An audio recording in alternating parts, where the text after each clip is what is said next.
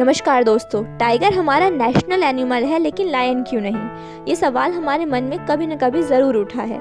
आइए जानते हैं इसका जवाब। Why tiger is a national animal of India and why not lion?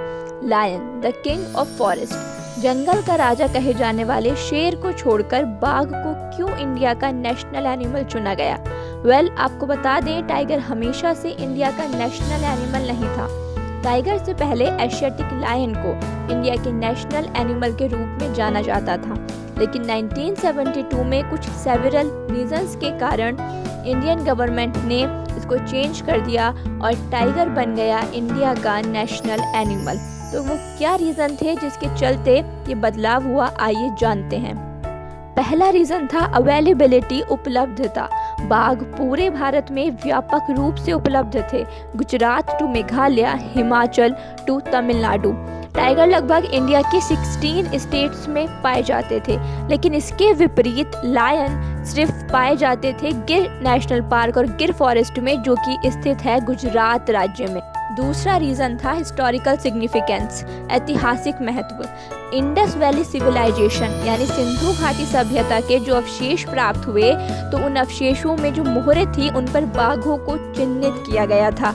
इतना ही नहीं, कौटिल्य ने अपनी लिखी पुस्तक अर्थशास्त्र में एक शब्द का मेंशन किया है, व्यलावना, जिसका मतलब है a resort for tiger and wild life, यानी बाघ और अन्य वन्यजीव प्राणियों के लिए संरक्षण।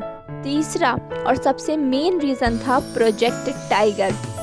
1947 में इंडिया में एस्टिमेटेड टाइगर्स की संख्या थी 40,000, लेकिन 1970 तक ये 2000 से भी कम रह गई। इंडिया को ज़रूरत थी अपने टाइगर्स को प्रिजर्व करने की, इसलिए इंडियन गवर्नमेंट ने प्रोजेक्ट टाइगर लॉन्च किया और इसी के तहत नवंबर 1972 में रॉयल बंगाल टाइगर को इंडिया के नेशनल एनिमल के रूप में इंट्रोड्यूस किया गया।